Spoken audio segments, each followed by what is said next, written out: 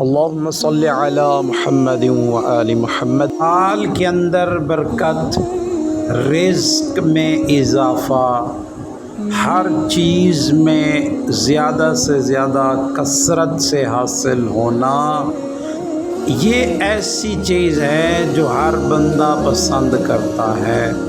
یہ ملتا کس کو ہے؟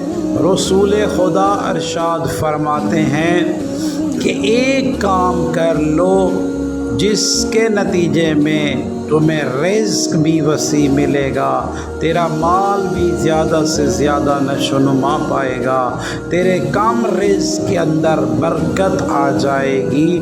وہ کون سا کام ہے؟ نبی اعظم فرماتے ہیں کہ آپ اللہ کی راہ میں صدقہ دینا شروع کر دو۔